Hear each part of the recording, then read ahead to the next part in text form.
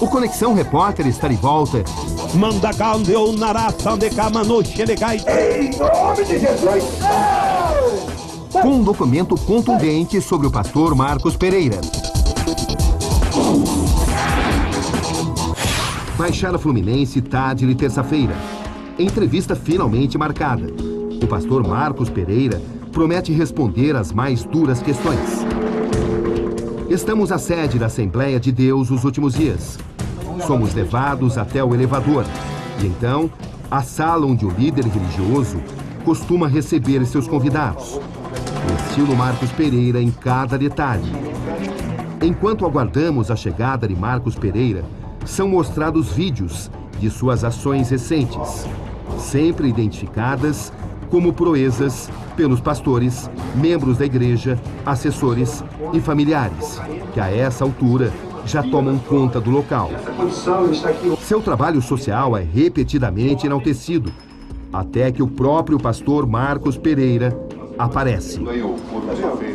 Ele rapidamente nos mostra a imagem de um menino de 10 anos que fala emocionado que o líder da igreja está sendo vítima de uma guerra espiritual.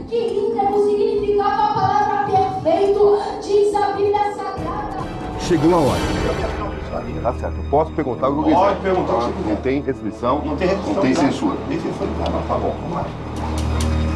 Marcos Pereira então nos leva para o local onde vai aceitar responder minhas perguntas.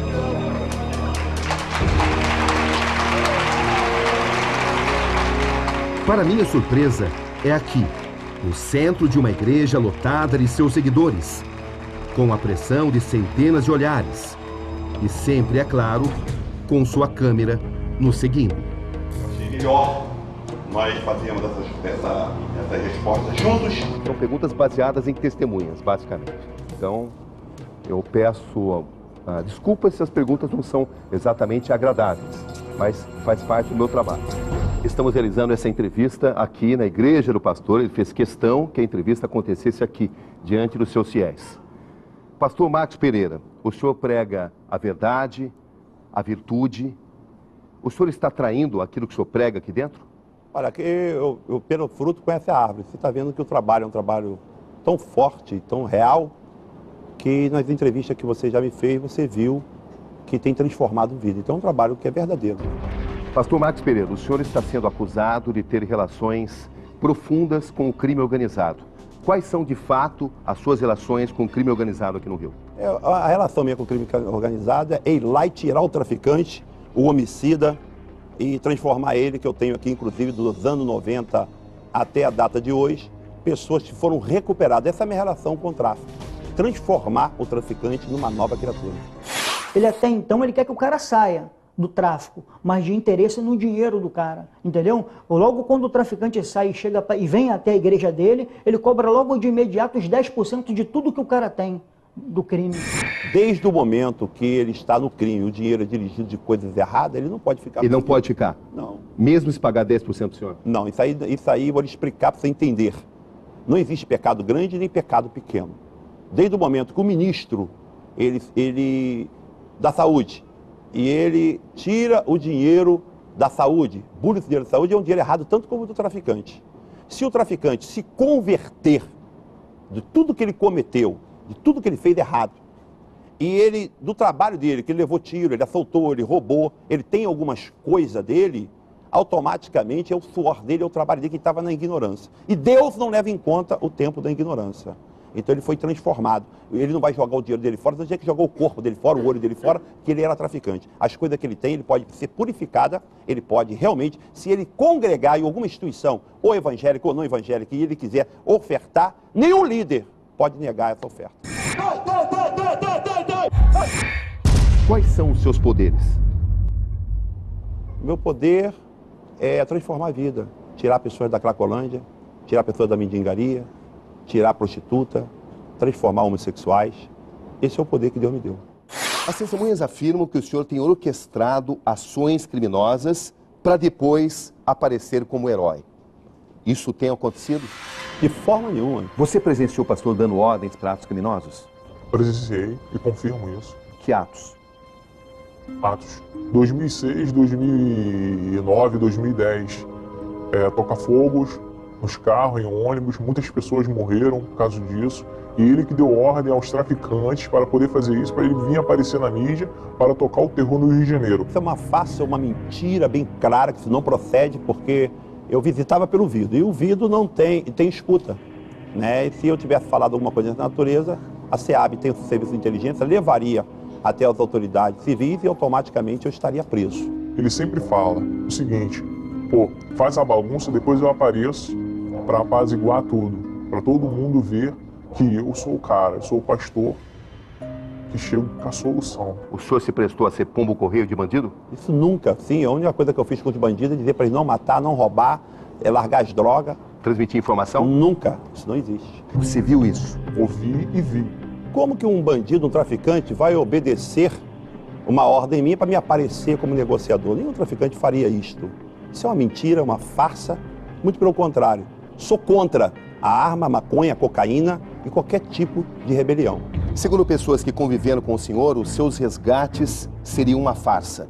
Não, não é uma farsa. O senhor acha que consegue provar isso com certeza? Com certeza.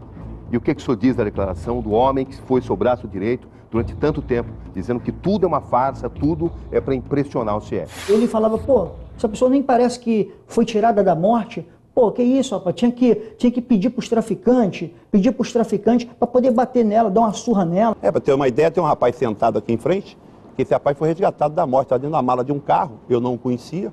E por um acaso, eu estive na comunidade e ele estava amarrado dentro de uma mala para ser morto. E ele está aqui com testemunha sólida e tem vários aqui que foram tirados da morte. O senhor abusou sexualmente de alguma mulher da sua igreja? Eu quero lhe falar uma coisa bem clara. Nunca abusei de mulher nenhuma. Ele começou a alisar o meu braço, aí começou a alisar, passar a mão por baixo do meu vestido, que na época não era nem roupão, passou a mão por debaixo do meu vestido, colocou a mão dentro, aí quando ele foi colocar a mão dentro da minha calcinha,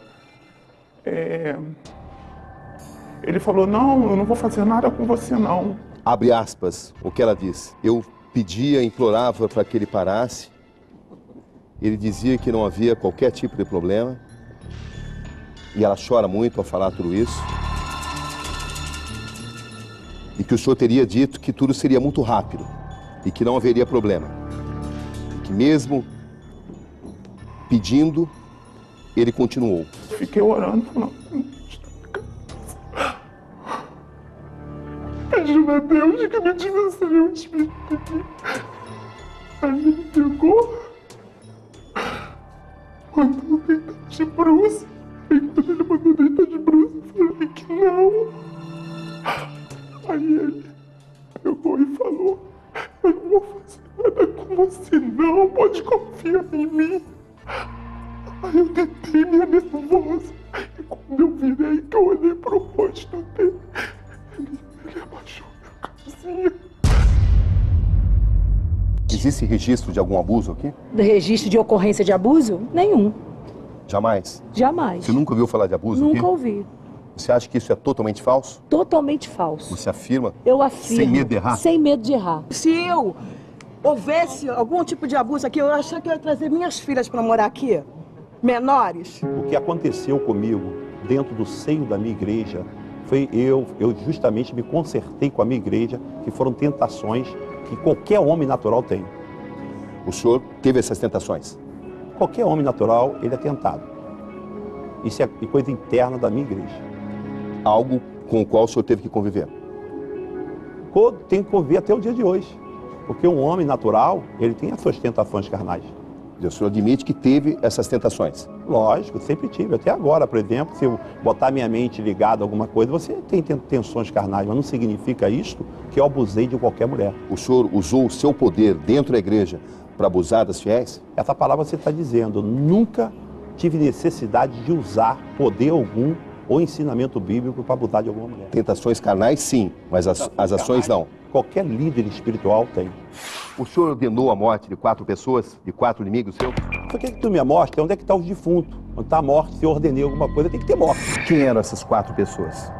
Uma mulher e 3 homens que sabiam demais. E a mulher por que razão? Porque ela não queria sair com ele. E se esses corpos aparecerem? Se o corpo aparecer, a justiça vai ver se foi o pastor Marcos ou não foi o pastor Marcos. Para isso nós temos as autoridades competentes desse estado e desse país. Você não tem qualquer dúvida de que essas execuções de fato aconteceram? Não tenho dúvida nenhuma. Por 3 vezes dentro da comunidade, os traficantes tentaram me matar, me executar, entendeu? Por ele ter levado na comunidade lá o toque, dizer que eu era X9 da polícia. O senhor alguma vez ordenou a morte de algum desafeto, algum inimigo? Eu desejei que Satanás saísse do corpo das pessoas e elas nascessem de novo. Isso eu ordeno. Se acontecer alguma coisa, foi o Marcos Pereira. Tantas ameaças e eu não vi ninguém morto, que eu mando no tráfico e tantas coisas eu não vi ninguém morrer. E até agora, a polícia não conseguiu comprovar nada contra a minha pessoa. Esse inquérito vai ser tratado sim, dessa forma, com cuidado, isenção, para que todos os fatos sejam apurados e no final cheguemos a alguma conclusão. E aí sim, no final, serão adotadas as medidas judiciais cabíveis ao final da apuração. Santo! Que toda legião, todo demônio, Pai, em nome de luz, vai! Para sim, glória a Deus. Glória a Deus. Ele será intimado, terá a oportunidade sim de se defender, de apresentar todas as testemunhas que possuía e serão todas ouvidas e será franqueado a ele todos os seus direitos de se defender das acusações que estão sendo colocadas. Porque a Bíblia diz que só quem liberta é Jesus. Pastor Marcos, o senhor teme ser preso? Não, não temos ser preso, porque homens inocentes como Pedro, José do Egito, Silas, Paulo foram presos, meu próprio Jesus. Se um dia eu for preso, é uma permissiva de Deus, não por erro ou por delitos. O pastor alega que ninguém vai conseguir provar nada contra ele. Vamos vendo. Sai! Tá amarrado, todo demônio. Segura, vai cair. Aqui Roberto Cabrini. E este foi o Conexão Repórter de hoje. Boa noite.